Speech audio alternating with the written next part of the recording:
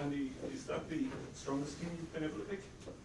Well, it really doesn't matter, does it? It's what's available to us, and it's always nice to have players coming back towards the end of a tournament. This stretch now coming up is probably the hardest stretch, isn't it? Back-to-back games with the six-day turnaround, etc. So it's nice that the squad's nice and healthy. Just on scrum half, what was the thinking? Jemisin's just come back into the group. He's not been back long. We've seen his quality in training already, but Connor's playing really well and deserves his start. Do you think that Connor's style of play is going to suit the type of game that Scotland's going to bring? To control it up at ball? Well, Connor's a big game player, and his style of play has suited a lot of styles that we've come up against throughout the years, so we expect him to be at his best. And with so many players fit for selection, was this the toughest team to select? Not really, no.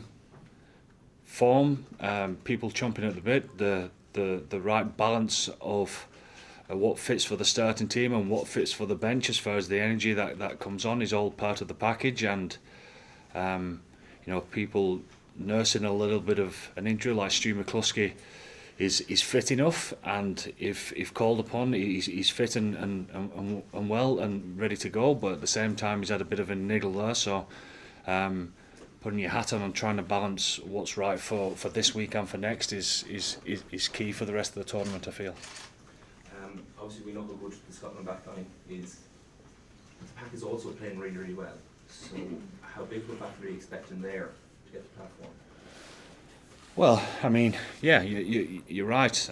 They're playing really well across the board. They're pretty physical in the set piece and in the carries and in the tackle area, and obviously in the breakdown, and all that's forward play, isn't it? And the forwards are setting the platform for the backs to be able to play that the way that they're playing as well. So at this moment in time, the whole package, aren't they, as far as how they're playing, and very confident going into this game. I'm sure they are.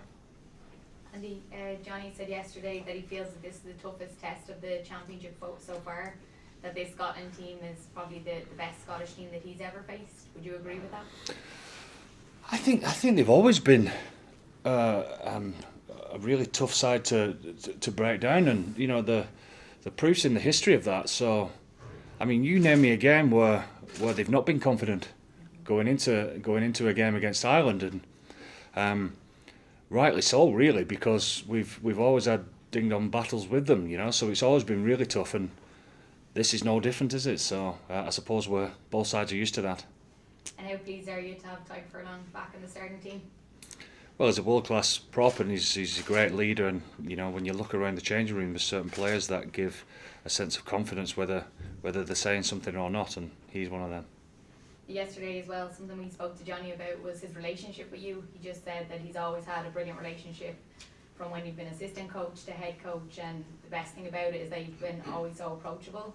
Is that something as a head coach that you were, I suppose, cautious to want to be able to strike that balance, that players could speak to you?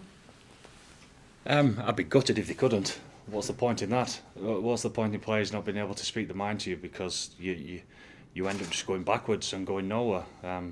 The aim of everything that we do is to keep pushing forwards, and to be able to do that, you've got to know what each other's thinking and feeling, etc. So to be open enough that people can approach you has got to be the way forward, hasn't it? Thank you. Andy, Tadhg obviously hasn't played for a while. What gives you confidence he's going to be up to the pace straight away? Some players can and some players can't, and he's across his detail like no other. Tadhg doesn't have to tear himself apart mentally to try and make sure that he gets up to speed, because he's already figured it out.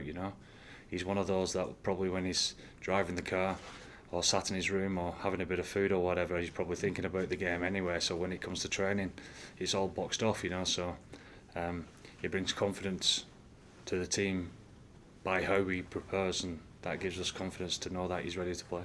It was obviously unfortunate for Finlay, but how positive was it that, I suppose, Tadhg, not that he's a point to prove, but comes back in when someone else hasn't played well in his position?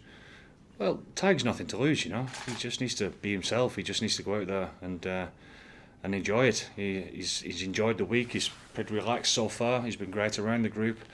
He'll build up for what's going to be a physical battle like everyone else will be, and he's nothing to lose. He just needs to go out there and perform the best he can for his team. And finally, how tough a call was it at 12? You had a few options there. Well, yeah, and that's what we want, isn't it? You know, I feel it's been good. It certainly hasn't been planned, you know, through injuries, etc.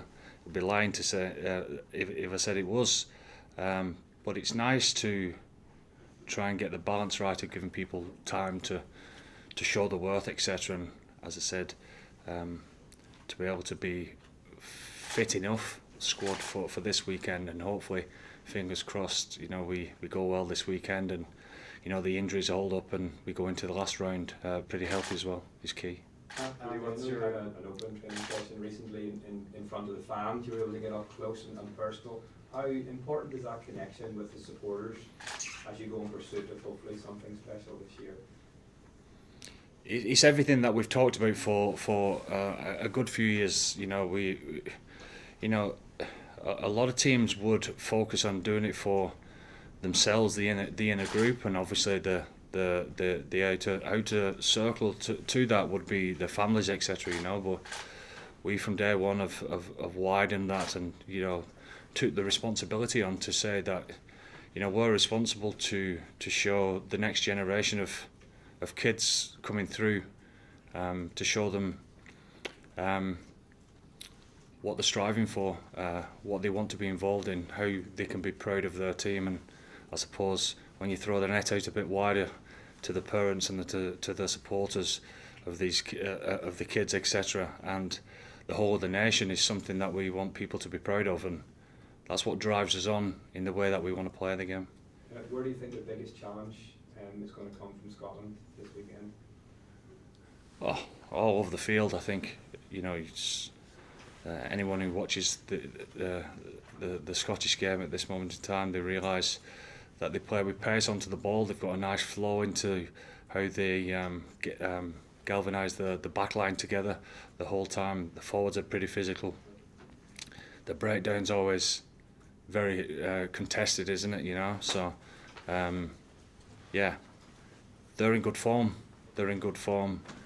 Again, I'm sure they're confident going into what is a huge game for them and a massive game for us also.